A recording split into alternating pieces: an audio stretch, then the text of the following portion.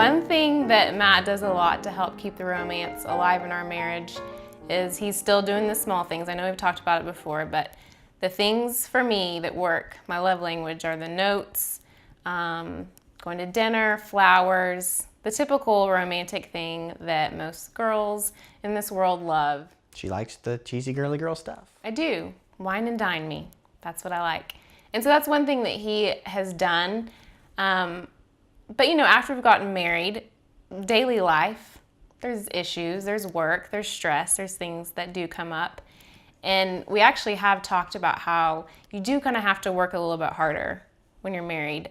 You see each other every day, you're living with each other. And so the notes and the flowers and the things that he will do to show me that, you know, he still loves me and that he really cares about me, sometimes there might be times where I might have to hint around about it. But he's still really good about doing it. But there's something about when you get married, it's not the same as when you are dating. It's better. It's a whole lot better, actually, because there's more of a bonded relationship and a deeper level that's developing. And so sometimes the flowers and the cards don't necessarily matter as far as, you know, getting quality time with him, being married to him.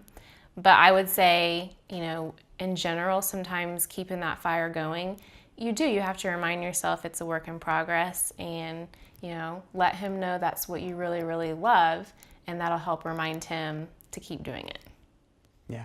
And I will be honest, we are almost 8 months in, and you know it's going to happen. Like you're aware before you get married that you're like, hey, you know, the romance, it'll wear out at some point, but you don't think it'll be like this early, and it hasn't worn out, but it is evident that is actually a very subtle tool that, like she was talking about, everyday life, that Satan can use to kind of just, you know, slowly just dim the light on that romance that you have in your marriage, because we'll get caught up in certain things, and it's just I forget the little things sometimes. I can't tell you the last time that we went out to a nice dinner, and I'm like, I know that's what she loves.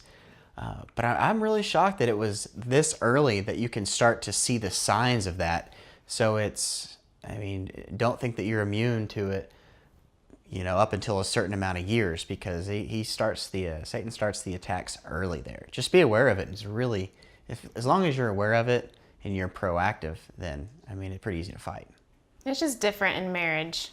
The little things, like I was saying, that meant so much when we were dating, it's just, we're on a deeper level now. We're married, and not to say that we don't need those things, but there's a deeper love for each other that sometimes I don't need a bouquet of flowers to know he loves me.